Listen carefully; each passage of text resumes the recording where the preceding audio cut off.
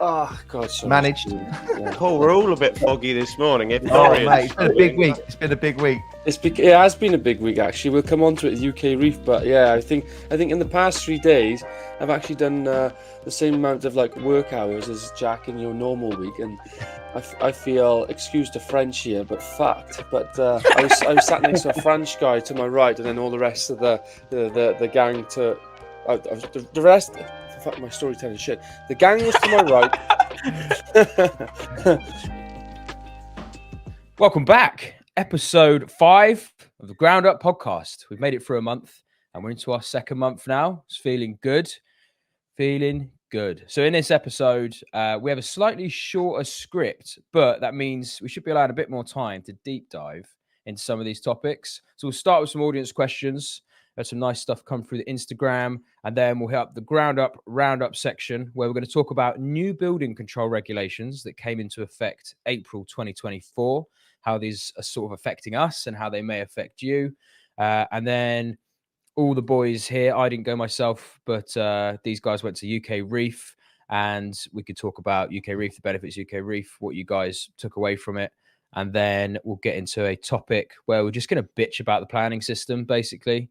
And maybe come up with some ideas, what we think would help fix it. Not that that will ever get anywhere, but we can at least try with some ideas. And then we will get onto JJ's quiz to finish off. So hope you enjoy this episode. And like, comment, subscribe to all that fun stuff. Let's get cracking. Ground up sound. Ooh, yeah. Real estate deals.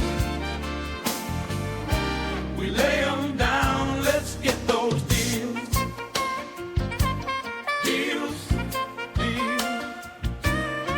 Deals making money, baby.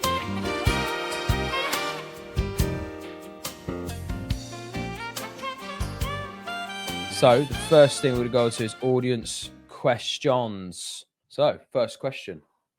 What do you use from our construction development something?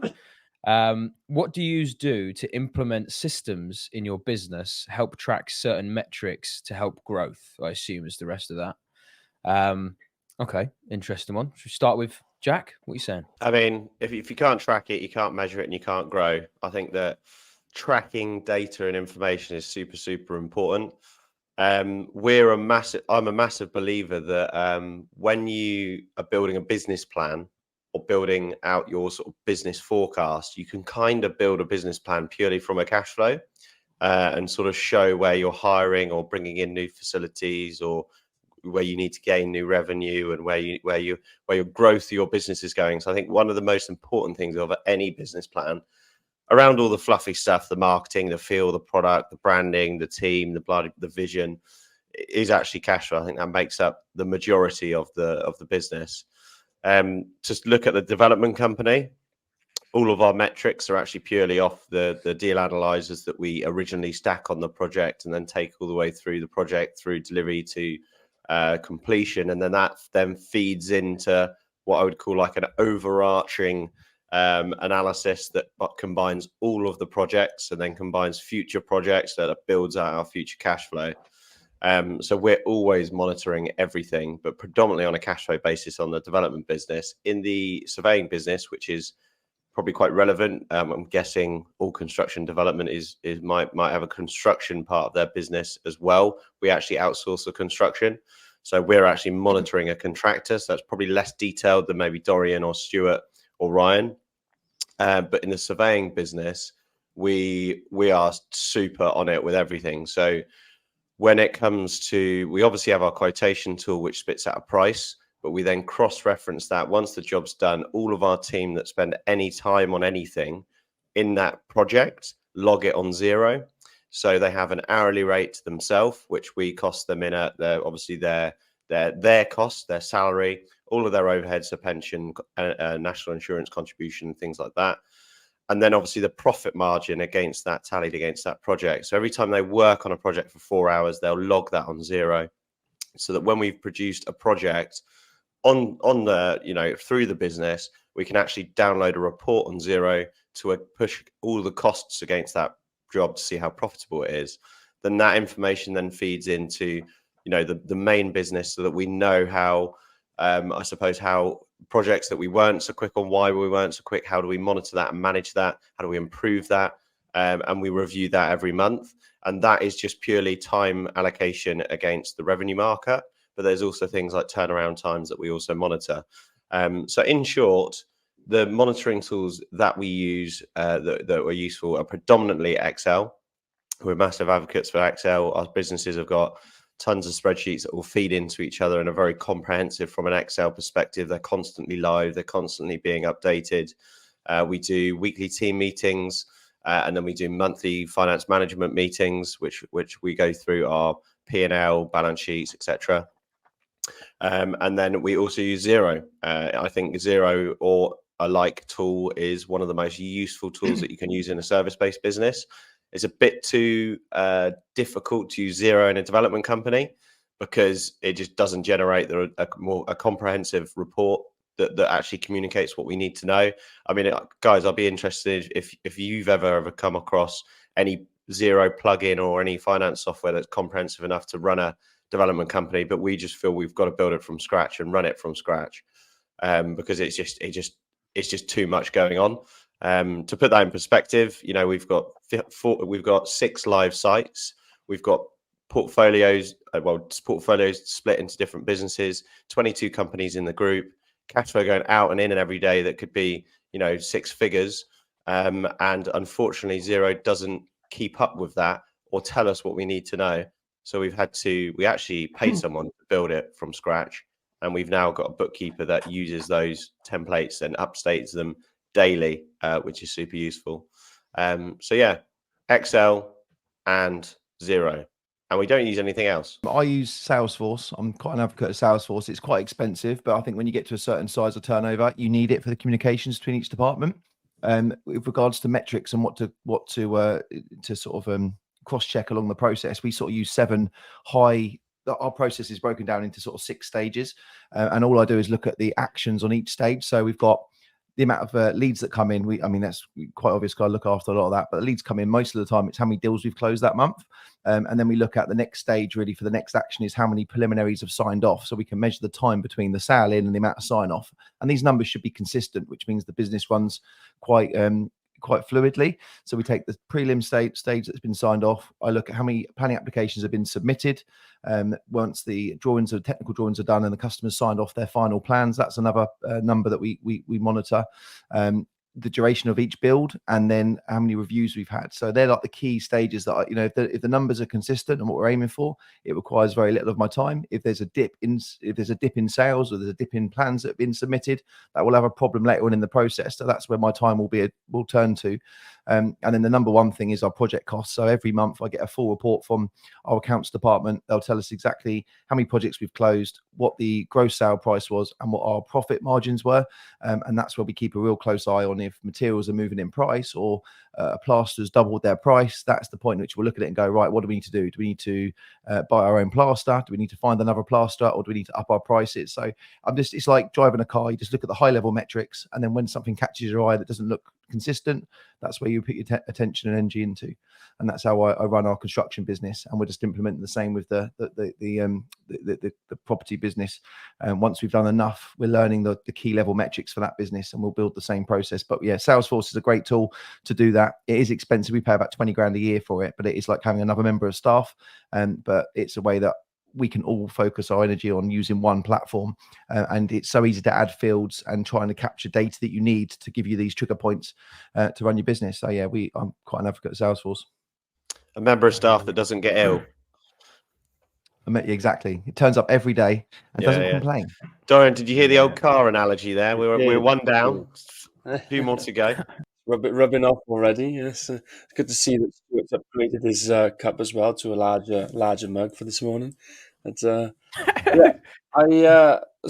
good question. I'd like us all. I'm a big advocate of metrics and systems, and there's loads of quotes. What gets measured, gets managed. Oh God, sorry. Managed. Yeah. Paul, we're all a bit foggy this morning. If Oh, Dorian's mate, it's been a big struggling, week. It's been a big week. It has been a big week actually. We'll come on to it with UK Reef, but yeah, I think in the past 3 days I've actually done the same amount of like work hours as Jack in your normal week, and I feel, excuse the French here, but fucked. But but no, there is a good book actually for those that are listening. There's always a good book. There's always a good book. There is, yeah. Scott Adams. I don't know if any of you read it. How to Fail at Everything and Still Win. It's a book. The premise of the book is basically the losers have goals and winners have systems, and it's all about systems are much better than goals. You can have a goal, but unless you're system driven, you're not really going to get there, or you're going to be too much reliant on luck. So it's a good book. Good book to read. There's lots of key principles, and I recommend it. So yeah, that's by Scott Adams. But for us as a business, we have metrics across all the divisions of the business. So we have a land division, a pre-con division, commercial, construction, finance, groundworks, marketing, HR, and they all have construction. They all have key metrics that the heads of those divisions agree to, and we track on different frequencies, but call it mainly a monthly basis. And then I have it's kind of like Stuart, you're a pilot, and I was studying to learning to fly, and I'm flying. This business is like a high speed airplane, right, that you're building as you're going, and I need that dashboard flickering what's in the green, what's in the orange, what's in the red at any given time, as my because without that you just don't know what decisions to make, really. And for us as leaders, or anybody listening who's running a business, the most valuable thing you can have is real-time information to make actual educated decisions from, and know what the best as possible, what risks are coming around the corner. Then from the systems that we use to help monitor that, I'm the same with you guys. We have a lot of Excels in the business, because Excel is probably one of the most fantastic inventions that ever been made, and it's very difficult to get off it because it is so flexible. You can, as you've all experienced, model it to what you do. Our construction management is dealt with from a system called Procore. It's very comprehensive. Like you, Stuart, we pay 30 grand a year for it. It links with Zero, Jack, so that deals with all of the construction, like finance and stuff, but it doesn't deal. It's quite rigid that it can't deal with any other aspects of the business. If you're going to do a group consolidated position, it doesn't help on that. And cash flows, we've not found anything better than Excel, to be honest with you. And there are some softwares out there, but Excel is still by far the best for cash flows, detailed cash flows and complex cash flows. And we have every division has their own set of systems they use, but ultimately we monitor a lot of things by two key things. We have a reporting rhythm and a meeting rhythm, basically. So the communication flows through this company through a set of meetings throughout divisions, and then throughout inter divisions, if that makes sense, and managers. So key updates can keep moving along without waiting or getting backlogged. And then our reporting rhythm, like as mentioned, each division does a report, a monthly report that comes to me. It gets compiled, and then I add my executive summary, and we complete a company-wide performance report that can go out to our shareholders, and the rest of the managers get to see it as well. So I'm going on a bit now, but does that make sense? Does that kind of answer the question? Yeah. How much is Procore? You 30 grand a year. Yeah, it's 30 percentage of turnover, isn't it? Well, it is that. It's down to negotiation, but I think at the moment it's like it goes, the bigger you get, the more it goes down. They price it per million. And they have like 8 different packages that are all under the Procore brand, and you can pick which ones you want and ones you don't want. So yeah. See that software wouldn't be useful to our company because we don't do the construction.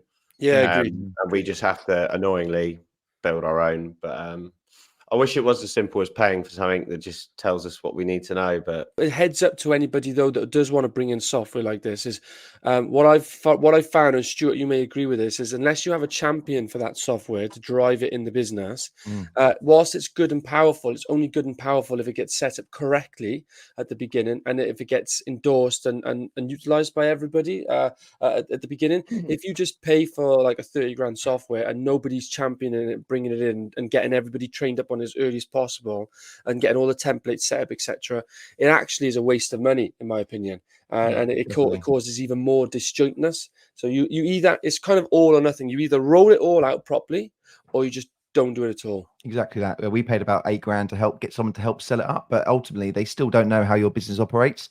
So you think you want to collect every part of every bit of data, and then you can get so much data, it's so overwhelming, no one wants to fill anything in because there's too many gaps in it. So then you scrape everything back out and you start again. And we've done that 7 or 8 times to get it to a point where we're catching the data we need to actually make sure the job is done, and not trying to think about every single problem, capture everything, and then the data is so vast that no one can use anything. So yeah, you have to be relentless and just keep trying it. But if you know where the end goal is, then you just don't stop until you get to a point where everyone is harmonizing and it all works. So yeah, definitely you have to commit if you're going to do it. It's worth keeping an eye out for. There's maybe someone put it in the group chat the other day, or I saw it somewhere else. There's a plugin to Google Sheets, which is basically Excel, called numbers.ai. And it's kind of like ChatGPT in an Excel sheet. So you can ask it to do and create whatever formulas, whatever things you want, and it can start to do a lot of that manual labor for you. ChatGPT has a plugin for Excel, so you can, on your Excel, you can interlink. We do it. So our Excels all have the ChatGPT plugin in. Oh, nice! Wow, sweet. Have you done that? My head of finance sorted out, but if you just ask ChatGPT how to do it, it'll tell you. So I've got a spreadsheet, guys, that's got like, I think about 1,700 line items of every single cost on the previous project, and we've tried to capture it in phases and in groups to try and work out how we can give. It's simple stuff for a layman like me who doesn't really know how spreadsheets work. I know formulas and the basic ones, but effectively I want to take all that data and carve it up to take out all our nominees and actually look at in a pie chart all of our costs. How much do we spend on parking and travel? How much do we spend on waste? How much do we spend on electrics and plumbing? And actually try and use this data to give us a much better visual of jobs moving forward. So if I can use AI for that, I mean, I'm trying to find an analyst that would work with me and will take this data and give us this information back out of the hard work we've put into these projects. But if I can use AI for that, then send us the link. Plug in ChatGPT, mate. You should be able to sort that stuff out. You don't need a data analyst. You just need a dude or dudette that gets Excel and ChatGPT really, and so just need a computer whiz. While we've been gassing away, I've actually thought of another metric performance management thing that we do in our surveying business. So we have a business coach that we sit down with once a month, and I always say it's kind of, we're not leaning on our business coach to come up with ideas. It's actually really valuable ourselves putting time in our diary and setting the time aside. It's often me and Ben that come up with the ideas of change and movement and monitoring stuff. But we do something called strategy on a page, where you set your annual goals. You then set quarterly goals, and then you set monthly goals off the back of the annual goals. So you're like predicting your trajectory for the year, and then you work it back. So you work all the way back to get monthly targets. And we monitor revenue, amount of surveys, amount of followers on social media accounts, amount of instructions, ratio of how many jobs we've quoted to converted, ratio for how much is existing and new business. And every month we go through it, every month we review it. And that's super valuable from a KPIs perspective. And it's super easy to format. You just have everything that you want to monitor and metric. And then you just work it out what you want to be at the end of the year. So for an example, we want to be at 50 surveys a month. Let's say we're at 25 a month now, but let's say we dipped to 18 surveys last month. Why did that happen? How do we improve that? How do we hit the target? And every month we actually set aside 3 hours a month to just do business coaching, XP surveys. And there's been some really valuable ideas, systems, processes that have come off the back of those meetings, predominantly, like I say, by Ben and I. But when we find when we're paying someone, we don't push the meeting back. We have to do it, and we get on a call and we figure it out. So just before Ryan, you do yours, because I know we've already gone. Unless a key piece of information I want to share is that when I did the Cranfield School of Management Business Growth Plan, and when I did the Goldman Sachs Business Growth Plan, effectively, and the follow-on Unicorn School, one of the common, out of all of the businesses I've met, so combined, it's over 100 kind of high growth businesses and different business owners in all different fields. One of the common, most valuable pieces of advice they were given from the consensus was the dashboard, the KPI dashboard, the dashboard for growth. It's different words. Is that a lot of businesses are not doing it, but when you do start doing it, it gives that that you have the goals, but then it is also your system. You with the metrics and how you're going to deliver on those KPIs, you're systemizing it a bit more, and that's what was really valuable for a lot of those businesses. So yeah, just want to share that. Who do you do your business coach with, Jack? I mean, I've done a business coaching about 5-6 years ago, and so many lessons that they teach you stick with you forever. I only did it for about 10 months because I think I got enough out of it to. They hold you accountable. So yeah, exactly. You do your 90-day goals. You set out your next 5 years, your next 3 years, and how you're going to get there, and then they break it into time. And I used Action Coach, which I was really impressive, actually. I mean, I've taken so much from them, but they basically, as you're going through lessons, they'll give you books and they'll send you books for you to focus on for that quarter as well, for that month. So I didn't know that how you guys were doing some of this. Interesting that you've gone through like some of that business coaching and the mentoring and shit like that. That's I mean, any successful person has a mentor, don't they? Has someone who knows something that they don't, and they feed off of them. And if you've got someone regularly in your business doing that, that is something we should maybe think about a bit more as well. But as for our systems, we've got maybe quite a unique perspective at this current moment, because the service and business that we've set up, which is kind of a group of businesses, so we've basically started 3 new companies in the last year and had to scale all 3 of them in tandem, which means that we're quite limited with our time to be able to focus on data analyzing and how we can extract numbers, because we just were constantly like, right, we need to grow, now we need to power fires, now we need to grow, but we still need to be capturing something. So I'll touch maybe more on the implementation side. If you currently don't have any systems, or if you feel like your systems could be better, when we started, the immediate first things we looked at was, well, we need to track our sales. Well, we need to track our leads, track our sales. So what's our closing rate like? Where are those leads coming from? Is it social media? Is it referrals? Is it paid equity broker?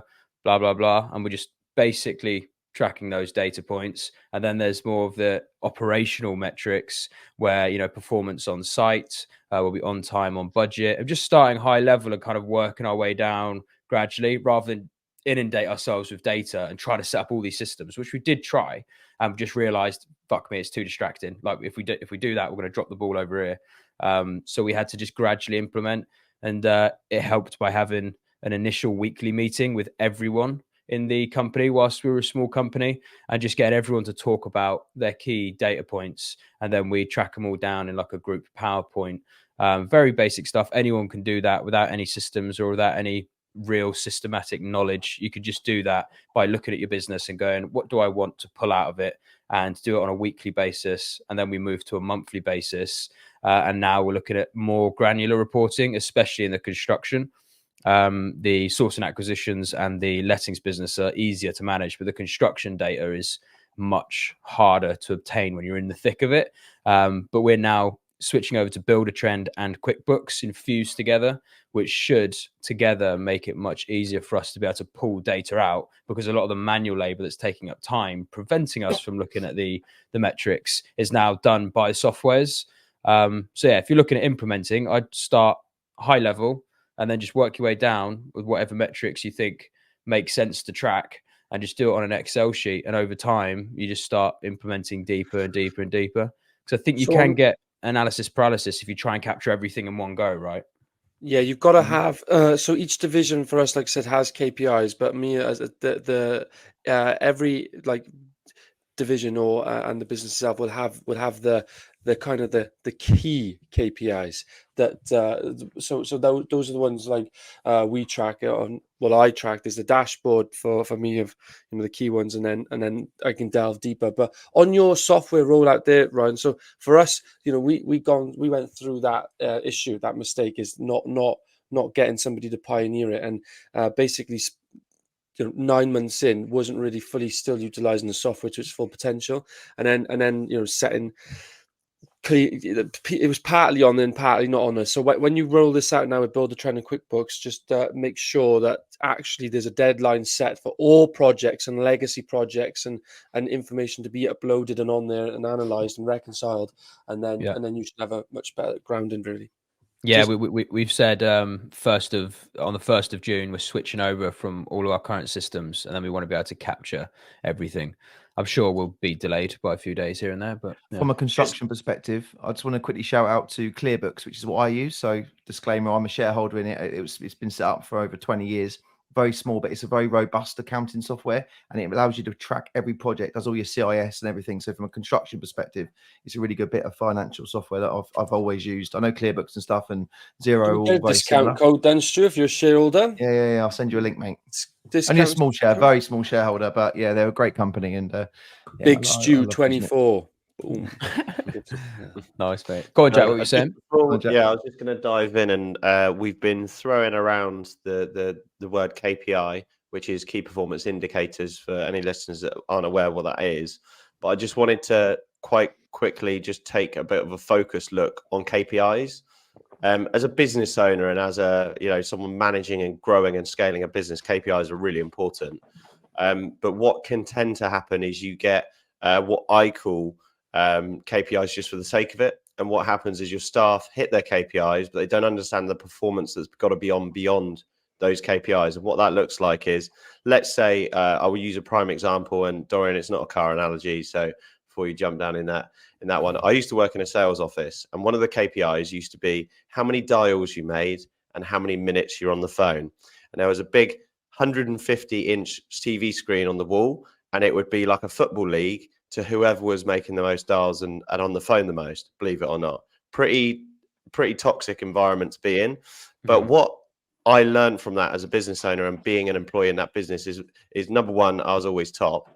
But what I learned is the value of what you were just coming in the morning and he would just move his name to the top.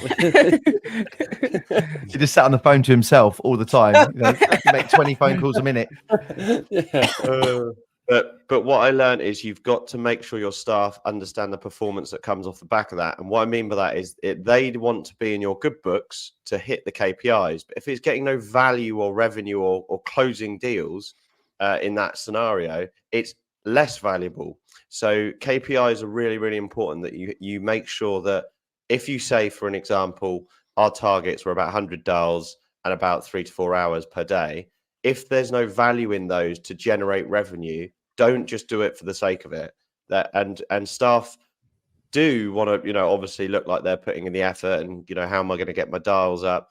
If you ring someone and they don't pick up, ring them again, and you've got 2 dials rather than 1. Does that actually create any value? So make sure that the people that are implementing the KPIs agree with them, understand the structure, but also understand what the value is that they've got to get off it. Because I would rather a member of staff do half the KPIs and double the revenue if they believe that they've got more valuable KPIs to hit. Well, I've got a very interesting spin-off question here, actually, that may be useful for the listeners too. Anyone in business is useful for, and it's actually something that I see as well. So you have KPIs, right? And ideally, those KPIs are set in collaboration with the managers of the division or the responsible person, because if they buy into it and say that they can do it, then there's kind of no excuse for them not doing it. A lot, if you just set a KPI to an individual and don't get their buy-in, and then they never hit it, it's because they've never been bought into it. But let's assume that they are bought into it and it is achievable. What do you guys do in terms of performance management when those KPIs are not being hit? Because one thing I see with other business owners is there is no kind of performance management. They have the KPIs and then it turns into more of a wish list, because they don't get hit, but they're not really doing anything about it. So what do you guys do in terms of performance management against those KPIs? Yeah, I could talk easy about the acquisition side, because it's an easier metric to track. And if we're under acquisition targets, then I'll just rally in, and myself and Steve will just make sure, let's make sure we're calling more agents, booking more viewings in, and both working a bit more together. You will get involved yourself if that happens. Yeah, but I suppose only because it's acquisitions. If it was another metric in the business, then it would maybe need. I mean, we actually done this quite a bit on the service departments, where we went through some quiet months and we sat down quite a lot to go, why are we not getting the bookings we need? How can we change it? So I made some marketing videos. We created like a brochure campaign to go out to more businesses. We spoke to another platform that books in businesses specifically, like an OT. What's it called? Silverdoor. And we just did what we could and try to increase referrals, and it has helped. We are now at a much better occupancy rate with better rents per night. So I'll probably get involved, which is maybe not the best way to do it, but where we're a smaller business, I think I can afford to. But in the future, I doubt that would be a sustainable thing to do. So with me, we've got like one main KPI per department or per process. So we've got sales, pre-build or pre-construction, during construction and completion. Bye, Stu. I guess he just kicks himself off. I think that was the key part of his point there, was it? Oh, Mr. 1 gig of data. There he is. I was halfway through a conversation. I'll start that bit. What we do in our company is we have like a main KPI per department or process or head of each department. So we've got sales, pre-build, during build, and then completion. So that number one KPI, which you've got to take the most important part of that process to see if you're hitting those numbers. If that's not happening, we've got 2 or 3 smaller KPIs underneath, and we'll track those. And if we're not getting enough sales in, or we're not getting enough jobs through ready to build, then we will have more regular meetings. And it's a case of using what do we need to do? What do you think we need to do to try and improve this? And what can I do to help? And if we're really struggling because of the market or there's many things, but whatever happens, I'll then spend more of my time and give it more of my attention in that certain week or month until those numbers are back up. So I just take more ownership of that problem rather than just palming it off, going, you need to sort this, you need to sort this. That's where my time gets sucked into until we're back on track. So that's how I deal with making sure KPIs are challenged, because ultimately sometimes it just needs a third party perspective, or it needs someone looking in on that process going, well, have we thought about doing this and this? But generally I'll ask them what they think we need to do first. Do you think more KPIs or less KPIs? Like what would be your, like, take a given It depends department, on would you the rather more or less? so it depends on the team member. From my experience, you have some team individuals that are actually I think as a business owner, I think what Stuart said is right there. Your KPIs are built up from your own divisions in your or your areas of your business, and there should be a main one that tells you instantly if it's off track or not.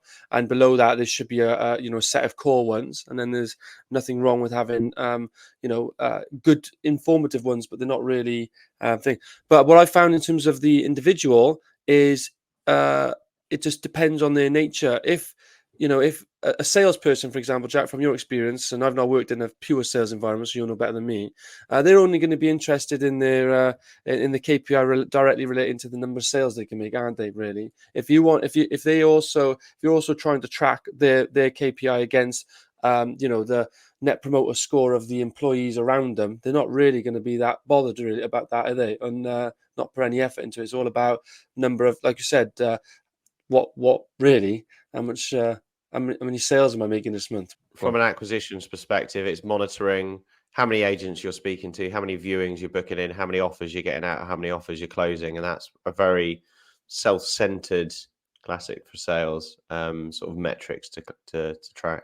Aligning KPIs with incentives, especially in sales, right? That's the main thing, which is what you touched on, Jack, with the old sales role you were in, where if the incentives aren't right and aren't aligned with the KPIs that then work for the underlying business and what the business needs, then you can end up having great looking KPI performance, but not actually increase the business or grow the business in any way. And if you take marketing, for example, in today's world, when there's 6 different social media platforms and website and offline marketing strategies, etc., whilst there's a KPI, it's actually a lot more detailed, because you have number of views, you have retention rate, you have subscribers, you have sponsors across all these different platforms, and the key job for the marketing is to whatever budget they have then is to put it into content what's performing the best. It's a lot more detailed and analytical than the sales model. So it just depends. For what I've found is it depends on the individual, but also depends on that area of the business. personally. I think if you've got the right people in your team, you can actually put it on them. So let's say you haven't got any KPIs in marketing, and you go to your marketing person or your person marketing your team. You could go, what are we aiming for? You know, what are we trying to target, and what do we need to do to get there? And they should be able to build their own KPIs for them. But as far as our business goes, it's very, very similar to Stu's. We just sit down and review collectively and collaborate to understand how we either improve the KPIs or improve on how they're going about, and giving them the tools that I always say in our business, how can we help you? What do you need from us to make this better and push this forward? But what we do slightly differently and more routinely is every person that joins our company, there's a 3-month review, 6-month review, 12-month review, and then it's annually. Within their review, we actually copy and paste every actionable duty and item and responsibility from their job description into the review document, and we go through line by line on how their performance has been on each section from their job description. This is why a job description is created from what does the business need. So it's the most important thing in recruitment, in my opinion, other than the actual person that you're hiring themselves. So that job description needs to be really well laid out, really well thought out, because that comes up again every review that we ever do internally. Part of that review is key performance indicators that then get broken down into daily actionable items. So when we're going through our review, we're saying, why aren't we hitting that? And we always say that there's 2 things that we review in every review on every task, and that's input and output. If the input's there and the output isn't, that is a system or a process or a change that needs to happen in the business, because they're putting in the work up front, but the result isn't coming. If the input isn't there, that's more of a softer skill that you need to get on them and go, look, how are you going to get the output if the input isn't going in? And I'll always say that my favorite types of employees is where the input is never questioned. It's just the output that needs to be refined and improved. When you hire more senior people, the output is more commonly better progressed, or they've got more experience to relay onto the output. So the output performance is better. So we actually feed all of our recruitment process, even the hiring, the reviews, every time we do a review with the staff and team meetings, onto those points, and make sure that the business is helping them achieve what the original job description was set out, and the KPIs that feed into that job description. If you don't have that passage of communication between those platforms, you'll end up getting something different from your employees to what you originally hired them for. And that's a really important part for us of KPIs, because you don't want to get lost in just doing something for the sake of it. And that can happen quite easily. All right. Well, look, there's a good bit of dialogue there. I mean, we dove a bit deeper than the original question, but definitely good to touch on KPIs. So hopefully anyone out there running their business, that should be useful insights. Let's go on to the next question quick. This is an easy one. When is this broadcast live? Okay, if you're at home listening to this and you want to know when the podcast goes live each week, it is every Thursday at 5:30 a.m. on Spotify or YouTube. We're not on Apple Music yet. We might be in the future, but you can always watch it on YouTube if you're Apple. So thanks for watching.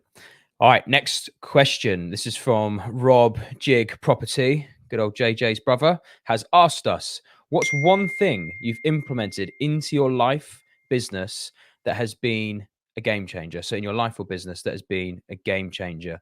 Let's start with Stu. Passive income is pretty much my number one game changing life changer. That was the key to finally seeing some clarity on how I can enjoy life in the later years. And passive income was that opportunity to go, wow, okay, I don't have to work 8 days a week, 26 hours a day to try and make a living, because it's so hard to earn money in this day and age. And understand that I could compound passive income to get to a point of which, my goal, which I announced last night at Brendan's Central London Property Network, which shout out to Brendan, he runs a great little chat down there. But ultimately, I want to get to 100 million property portfolio by 2033. And that's really where my goal is at the moment. We are, that's either 200 HMOs, which is 200 houses, 200 roofs to fix, 200 mortgages to deal with, or that's 10, 25, 25 unit blocks, which is where my goal and passion lies.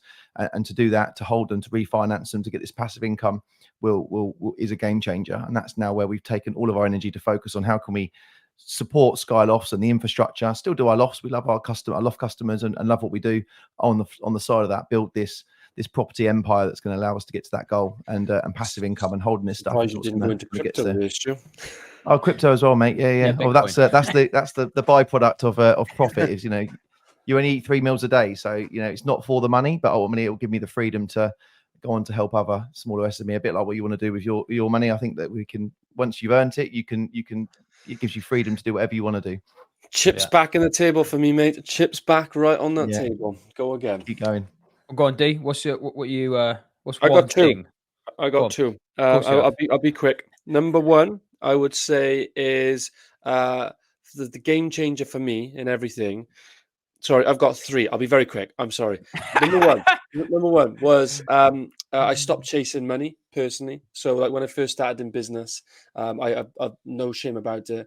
I did it because I think I said it before. I wanted to be a gazillionaire, and after I lost my money time and time again, I more like found the love of business instead, and really stopped chasing personal money. I'm probably one of the lowest paid, if not the lowest paid, in my company personally, which is probably not a smart thing to do. But ultimately, I love reinvestment so much and love the business so much that's now the passion driver. And that was a big game changer for me for everything, but it also has its negatives. Number two was a game changer for me was working with other A players. Once you start working with A players in your team, it is so addictive. You never want to work with B or C players again. You want all of your team to be A players.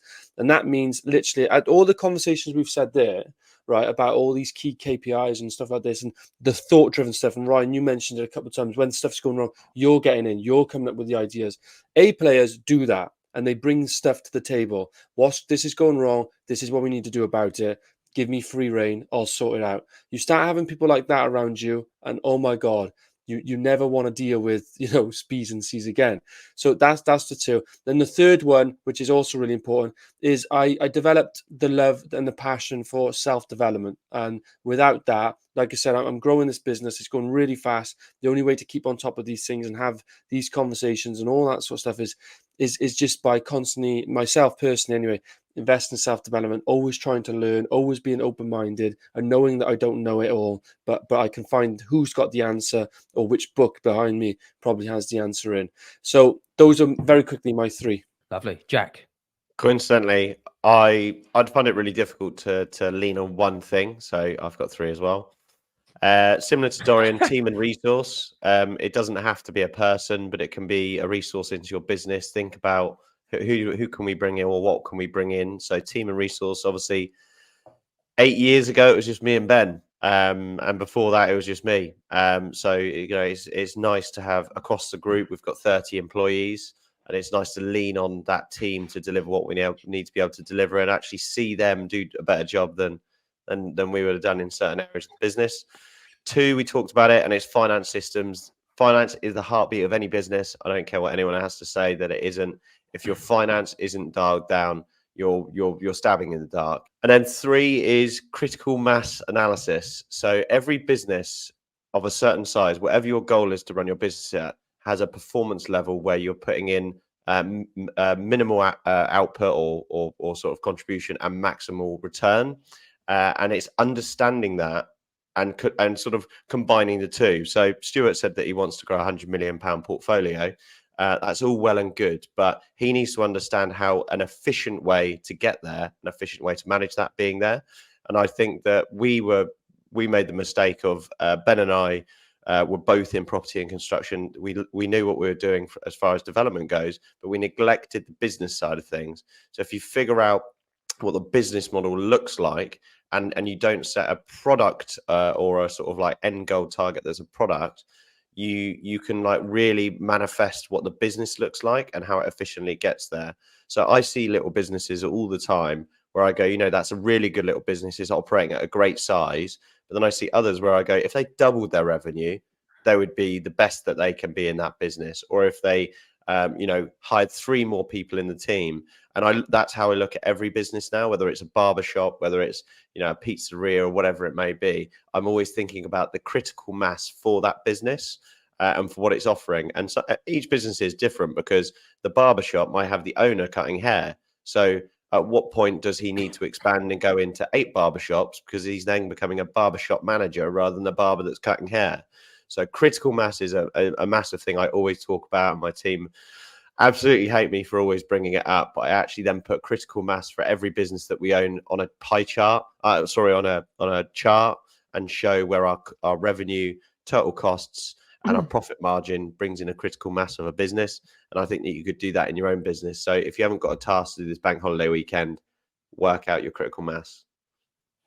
Just on my point Nice. as well, with trying to get to my target, is I was looking at it going, I can either have 200 HMOs, which will take me 40 years to do if we're doing 5 a year at constant speed, which is a lower risk, or we can do 20 blocks of 10 units, which will take 20 years, or we can do 10 blocks of 20 units. So that's really where we've then begun, right, how did we now build all our systems and processes to focus on doing 1 block of 20 units? I mean, we're doing an 18 unit now, but with the skills and the knowledge we'll learn. So over the next 5 years, we'll be able to just really perfect that type of building type, and we'll get to that target a lot quicker. So it's just working out. Go on, mate. Stuart, let's I'll share a deal that we're in delivery on at the moment. You should look at cluster flats, which is basically the blend between a block of flats and a HMO. So it's a block of flats, but the flats are so big, they're 4-bedroom HMOs, and they're absolutely cash cows. And it's kind of between what you've just said. It's like less granular than HMOs, but obviously higher cash flow than AST flats. How'd you get on the? What does it look like on the back end of those? Because I'm actually looking at a cluster flat scheme right now that we're putting an offer in on, and we sort of mixed it in cluster flats and studios. But on the back end GDV, do you just then rely on a compressed yield rather than on the bricks and mortars? No, it's bricks. They basically value up as 3 beds. Obviously, your revaluation isn't anywhere near as strong, but the cash flow is unreal. The deal that we're doing, it's 14 or 15 beds from memory, 4 flats. We might actually even get more beds out of it, but it's the equivalent of 4 HMOs all under one project. And it, for us, that's huge. The rent roll is insane as well. I think the building spins off about 50k net per year. So if you work out and that's on a 900k valuation. So it's just a super high cash flowing asset. Yeah. We got one that's really similar to that we're doing the pre-construction on now, where it's 2 8-bed HMOs and 6 apartments, and the yield on it's insane. It should be worth about 1.3 when it's done. But yeah, banging, but hard to get the HMOs through planning, whereas the cluster flats are going to be, I assume, slightly easier. Or even though the planners can sometimes sniff you out, can't they? You start showing en suites and things like that in the bedrooms, they just assume you're doing a large sui generis scheme. Can I read a story? It literally take about a minute and a half. It bolts from Jack's third point, which is to do with critical mass. It's a well-known story. I've said it before, but it'd be useful for any viewers listening to this and not heard it, and it'll help them in their business. But do you want to say your point first? No, you go first, Dorian. You've teed up nicely now. All right, fantastic. Okay, so this is you probably already know this, guys, but this is the story called The Fisherman and the Businessman. Okay, so a businessman was vacationing on a small coastal village when he noticed a fisherman dock his boat in the pier. Inside the boat were several large fish. The businessman complimented the fisherman on the quality of the fish and asked how long it took to catch them. The fisherman said, "Only a little while." The businessman said, "Why don't you stay out longer and catch more fish?" And the fisherman said, "Well, that's enough to support my family needs." The businessman said, But what do you do with the rest of your time?" And the fisherman said, "Well, I sleep late, I fish a little, I play with my children, I take a siesta with my wife, I stroll into the village each evening where I sip wine and play guitar with my friends. I have a full and busy life." And the businessman scoffed and said, "I'm a Harvard MBA and I could help you. You should be spending more time fishing, and with the proceeds buy a bigger boat. And with the proceeds from that bigger boat, you could buy several bigger boats. Eventually, you would have a fleet of fishing boats, and instead of selling your catch to a middleman, you could sell directly to the processor, eventually opening your own cannery, and you could control the product processing and distribution. And then he added, of course, you would then need to leave this small village, move to Mexico, then Los Angeles, then New York, where you will run your expanding enterprise. The fisherman said, well, how long will all that take? He said, about 20 years. And then he said, and then what? And the businessman laughed and said, well, that's the best part. When the time is right, you would announce an IPO, sell your company stock to the public, become very rich, and you would make millions. He said, millions, the fisherman said. Then what? Businessman said, well, then you would retire, move to a small coastal village where you would sleep late, fish a little, play with your kids, take a siesta with your wife, stroll to the village in the evening, sip wine and play guitar with your friends. Moral of the story is, you may not have to, basically what Jack said, you may not have to grow. Is that critical mass to get what you really want. You don't actually have to go to IPO level when you could actually do it with just a small fishing boat. I think Dorian's just touched on a work-life balance thing, where my missus' mum says something really sweet, like every time a new shop opens or a new shop on the high street dies, she'd always say that was someone's dream. That was someone's dream, just to have a little cafe on the corner where she has her little bubble in the world and people come to her, and like everyone must have it in their local high street. You've got that local shop lady who's just bubbling, and like florists and stuff. Yeah, and it's lovely to see them. And they clearly are much happier people than probably all four of us. On balance, they're probably much happier. So maybe they don't need critical mass. So I understand what you're saying, but obviously Jack's touching on, if you've got ambitions to grow, then you got. I mean, to put it into a very relatable context, Dorian and myself have been heavy capital raising for our own businesses, and I've come to a realization. We've been meeting with, we were planning on moving from high net worths and ultra high net worths to sort of institutions, funds, and family offices, and the term sheets that I'm getting mean that I have to 3x the amount of work that I'm doing to get the same return. So it's only worth taking a foot forward in that space if I 4x the rev. So, and then we're talking big numbers. If we're currently on site on £38 million worth of stock just in XP alone, we have to basically, to make it worthwhile and to do that, we have to turn over 200 million. And it's that analysis of going, do we want a new critical mass level where we have to deliver 200 million a year, which is a lot of stuff. So understanding that and gauging whether you're happy having long sleepy nights and playing guitar. And the risk, the risk for a little bit more reward is just not worth it sometimes. Being grateful for what you've got. I mean, none of us are ultimately struggling in life, but ultimately it's a case of just knowing where that end goal is, and it's all right to change that as well. You can be super ambitious when you're younger, and as you get to your 30s and 40s, you start going, actually, I'm quite happy where I am. I'm quite content. And it's just changing your mindset is important, I think, for your own health. Because interesting question for you guys, talking about that risk. Let's track back to when you started your businesses to now. Where were you on the risk sort of spectrum, and where are you now? I've always been risk on. I'll do it, take the risk, as long as the bottom line's covered, i.e. family sorted, basic income necessities are paid for. Just take the risks. Yeah, for me, it's when I first started out, I was I'm still an avid risk taker. When I first started out, I was taking uncalculated big risks and I was just chasing money.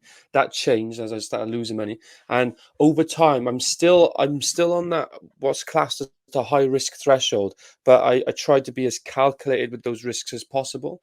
I'm constantly trying to play chess and look what moves ahead, but ultimately I'm still in that high risk zone. But I think, as Stuart said, at the moment I'm 28 years old.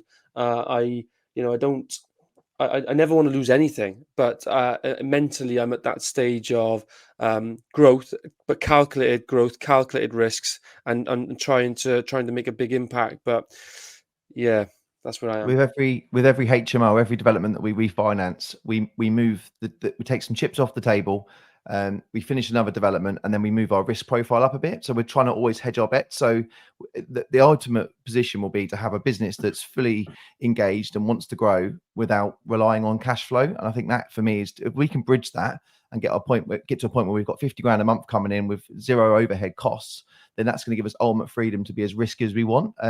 Well, I say risky, obviously risk reward is obviously balanced, but until you yeah, sign so those PGs, Stu. Until you sign so those mate, PGs. well, yeah, but if you keep your A&L look strong, and then you can start doing loans without PGs because you've got a balance sheet, so you can start putting the company up on the table rather than your own life. So I think it should get easier, but then it depends on what size of job. So I think I always wanted to get into this game going, right, we could do 50, 100 unit, 200 unit schemes, and we'll come on to UK Reef and being surrounded by those big fish in a minute. But I always wanted to do these big outrageous schemes.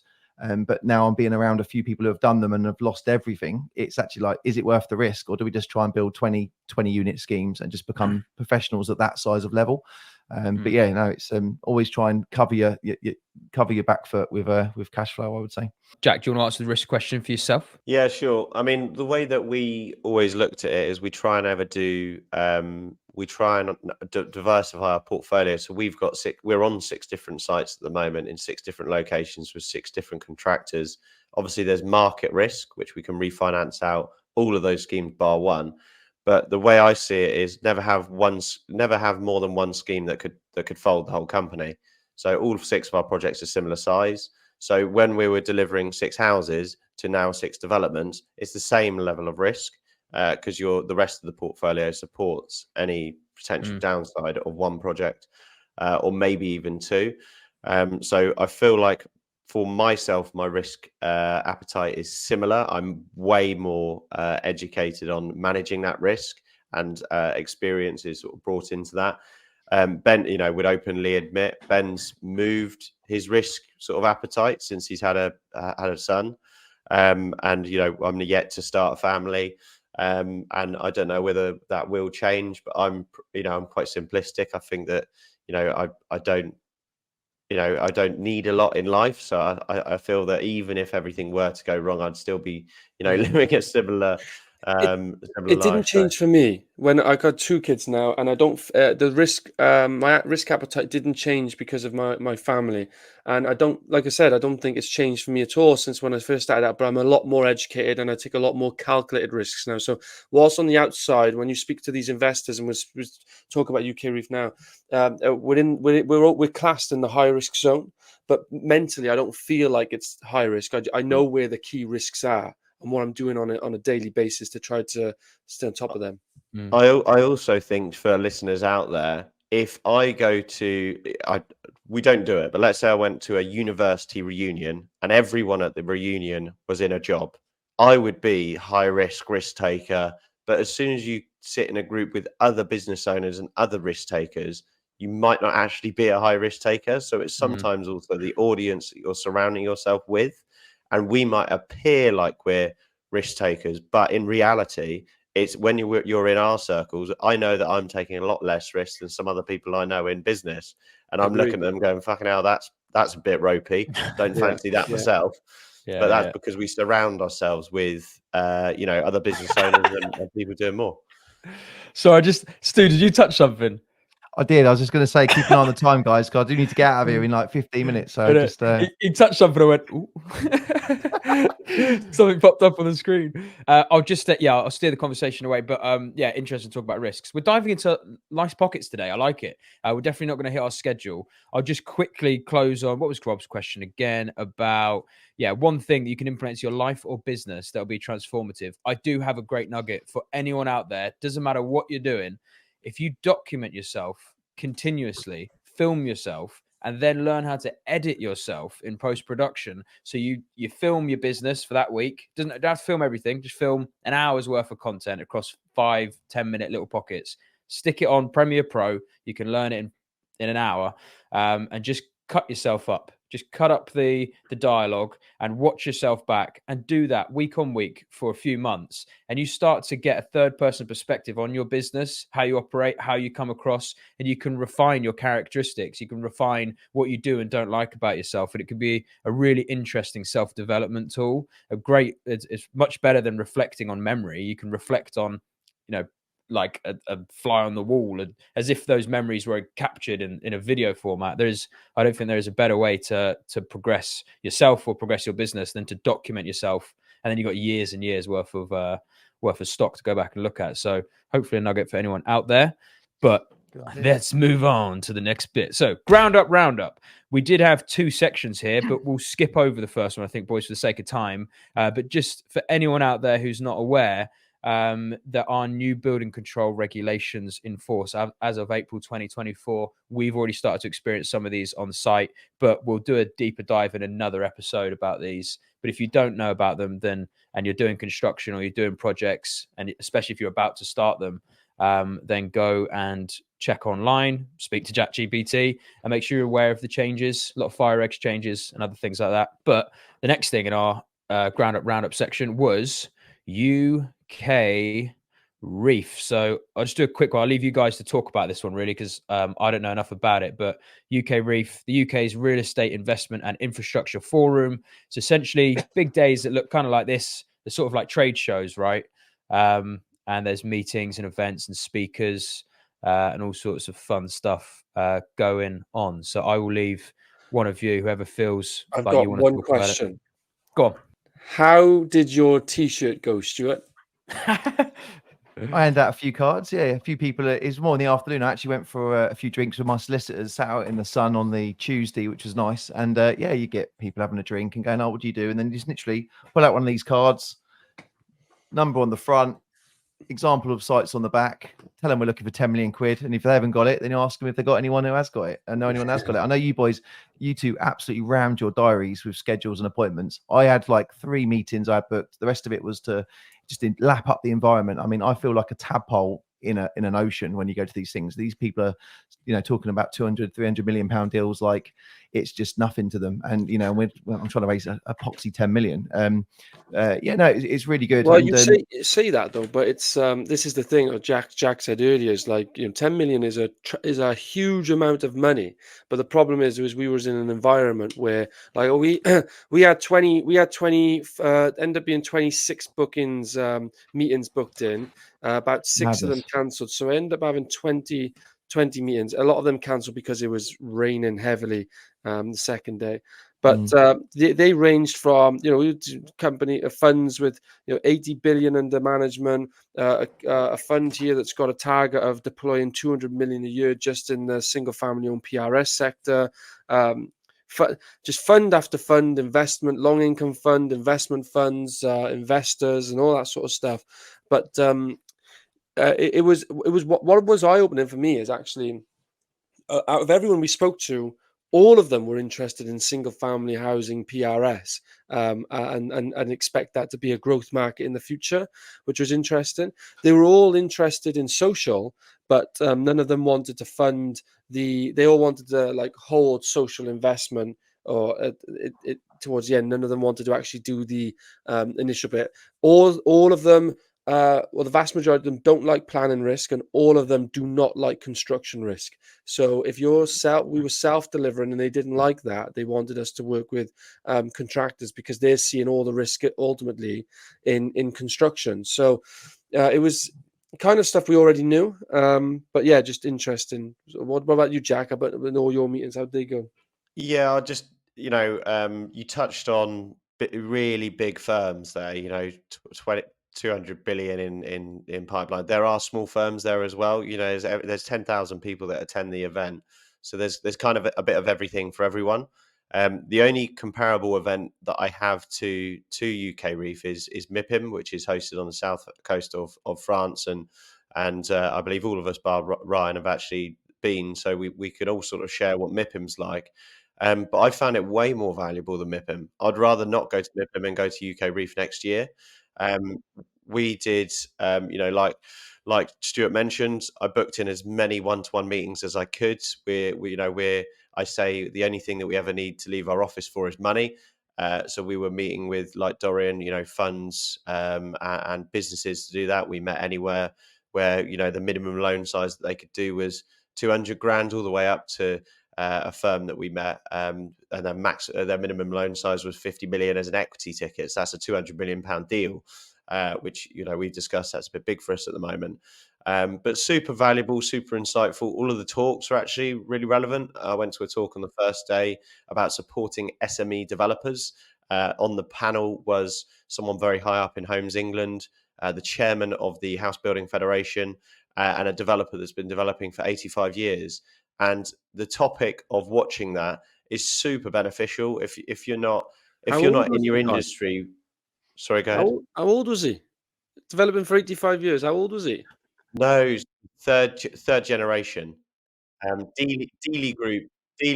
His oldest man was or something there. No, I no. missed that. Unfortunately, I'm sure the predecessors are probably long gone. But Dealey Group was a development company. I actually met with the lady off the back of that after, because she was coming up with some really insightful ideas and yeah, I mean, it was predominantly talk about planning. But if you're in an industry where you could look at that. Homes England are the government body behind the housing crisis in the UK. The House Building Federation is a privately run federation that monitors and metrics and supports national house builders. And then there's a development with the sort of current MD of a development company that's been operating for 85 years. Our development company has been around for 8 years. So imagine what we're learning off that lady that's been doing it for 85 years, asking questions to Homes England and a federation that's been around for a while. It's just the stuff that you need to be sponging in and using to grow your business. And there's things that I learned from that are going to be with me for my life. And I'm going to start implementing now and putting ideas in place. So it's being at the forefront of your industry and understanding what other bigger players are doing, other SME players are doing. And I was fortunately invited to be a speaker on a table panel discussion around the sort of limitations for SME property development growth. And we had everyone from What was one of your focus points? Planning. What was one of your focus points? All planning. Planning. Yeah. So for me, we're actually building as a nation quicker than the planning process can legally obligate that we can build sites. So the main focus was around planning. It was coincidental. For example, the guy that was speaking on behalf of the National Home Builders Federation, he was talking about a new pocket of land which is called Greyfield, which is a cross between Greenfield that's now shouldn't be classified as greenfield because it was just a blanket movement, and he was talking about greyfield coming into the space and as developable sites. So you've obviously got brownfield, which is commonly developed, but then what they're saying is converting some of the greenfield that shouldn't be greenfield as greyfield. But the problem is, if the bottleneck of planning is that big, don't add more water because it's not going to come through quicker. Sort the fucking bottleneck out first, and then worry about your greyfields. I was unlocking some. That's the grey belt. Yeah, they're unlocking some of the green belt Dorian, and saying it should never. Yeah. Big D, your audio's gone a bit fucked, but I think you're not coming through your mic.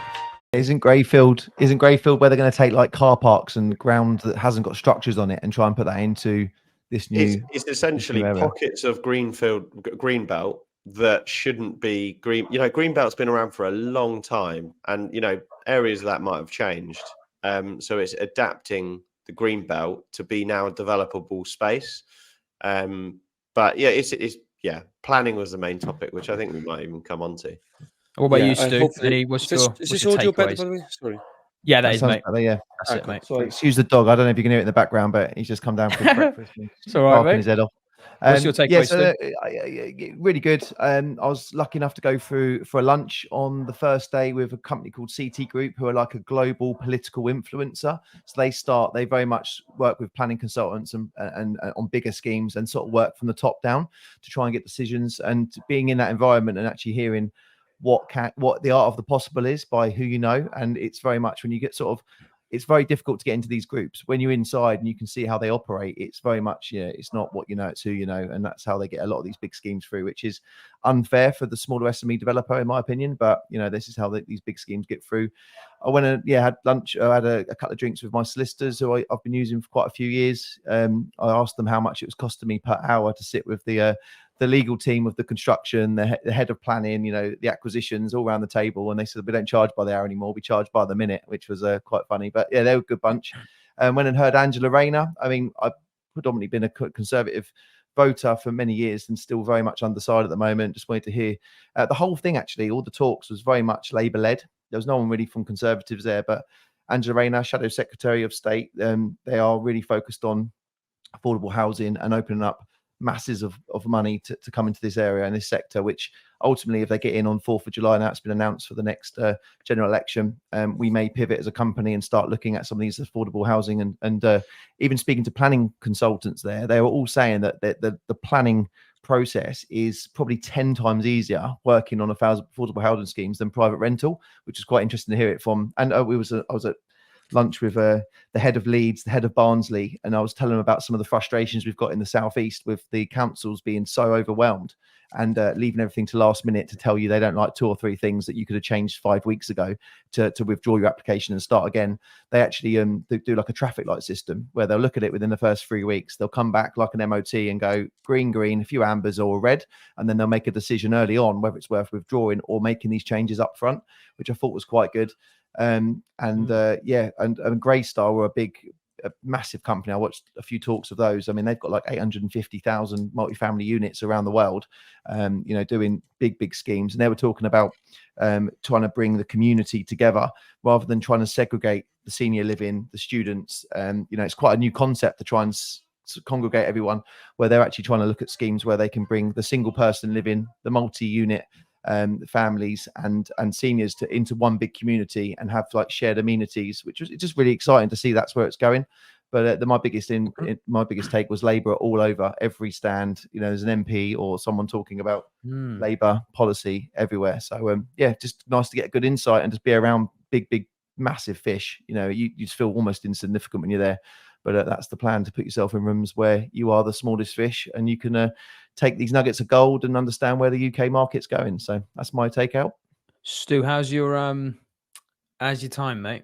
Yeah, I've got 5 minutes if that's all right. So I've just got this scheme, and it's booked in every 4 weeks to meet him on a Friday morning. So I agreed that, and then we agreed to build this podcast. So now look, got to do what you got to do, mate. Well then, I just ask one more thing then about UK Reef. So obviously there's the takeaways, the seminars, the information, building rapport, the long game with some of these potential leads. But straight after UK Reef, if you could highlight quickly, were there any key contacts or like key leads or potential sales? Like, was there anything tangible that you took away as well? And a bolt-on question to that as well is, if you were to do it next year, if you go again, what would you do differently than what you did last year? I'll just go to start with. Well, yeah.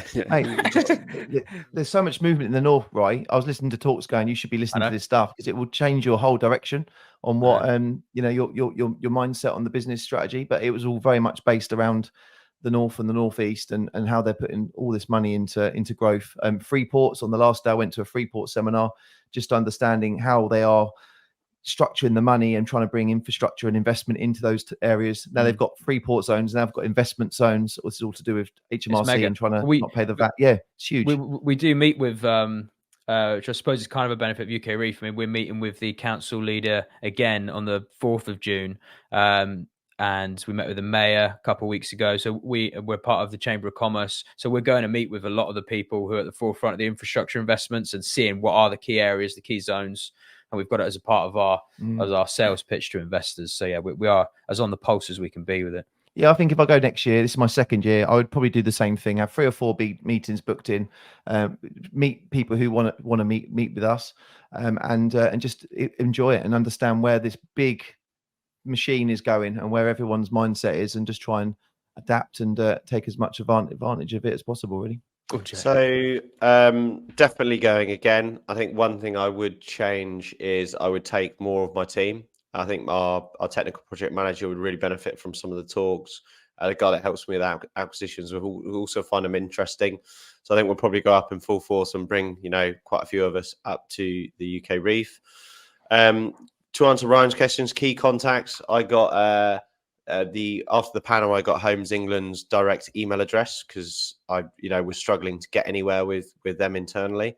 And he's pretty high up. So one key learning is focus on the man, the money, the authority, and the need. go right to the top, and then you get sort of expedited down. One of my meetings actually was with a lender that we have an exit bridge with, and we're basically we're paying off the investor and applying for an extension on their product at the same time, but they're not communicating back with us. Because I met their head of lending, he put in a call that day in front of me, and we've all of a sudden it's invigorated and they're responding to our emails and getting shit done now. So sometimes it's just meeting the people above the people that you're dealing with in existing companies is really valuable, just to get, because you've got more power. You know, if you're dealing with the people at the top of each business, you get a lot more turn on the screw. So definitely going again, taking more of the team. I really enjoyed the one-to-ones. We met with one capital firm who I'm 99% confident we'll do a deal with. They can't do the sort of breadth of all of our equity investment, but we're definitely going to do at least one deal with them. Definitely going again, considering even not going to MIPIM and going to UK Reef. So hats off to UK Reef, very well organised event. There was even umbrellas for the day that it hammered it down with rain. So yeah, looking forward to it, actually. Looking forward to it.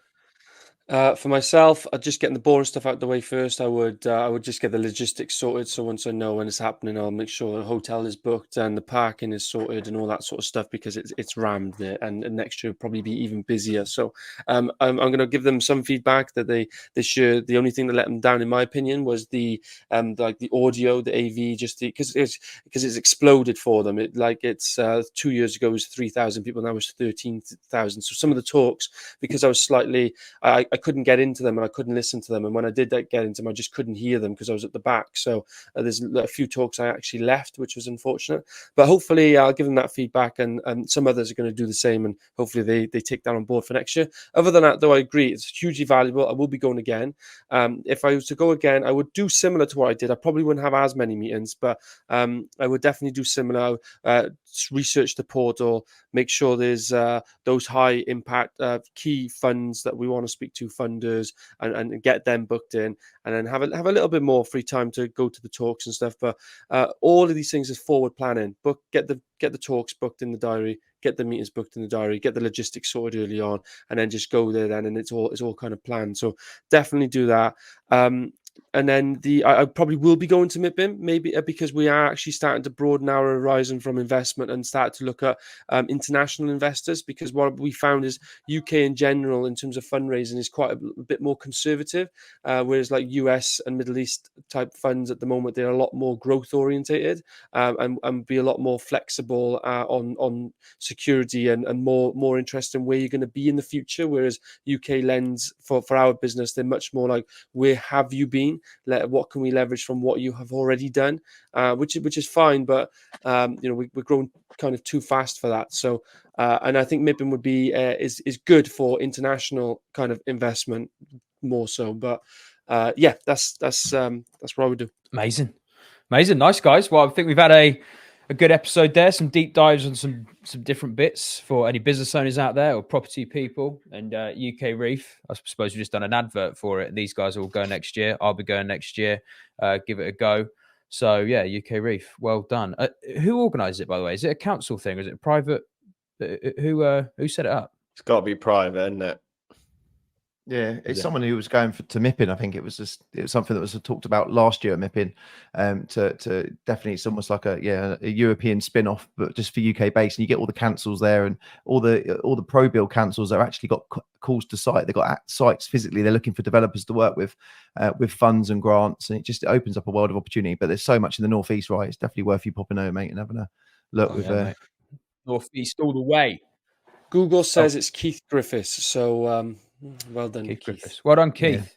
Yeah. As far as other events are going, I'm actually going to go to the HMO Awards. Is it the HMO Awards Friday next week? Yeah, and you're going in it, Jack. You're doing a talk there, or you're winning an award or something. You jinxed it now. You're going to win that award, mate. Well, yeah, look, anyone listening to the podcast, thank you for listening to the podcast. We appreciate you. These episodes will be released every Thursday, 5:30 a.m. on YouTube and Spotify. Check out the social media at Ground Up Pod. And thank you to everyone who's followed us on Instagram and subscribed on the YouTube. It's great. Hopefully this is useful content, and let us know in the comments if it is. And if you have any questions or topics that you want us to cover in future episodes, drop them in the comments, because that is where we'll look at them and we'll try and do what we've done here and just go vertical and offer as much value as possible. Tangent, chat some shit. That's what we're about. So hopefully valuable. Stu, don't be late to your meeting, mate. And See you next week, boys. Big love. See you later. Take care. God, he was right off, wasn't he? Fuck me. Yeah, it's just spinning round. Roundup sound. Ooh, yeah. Real estate deal. We lay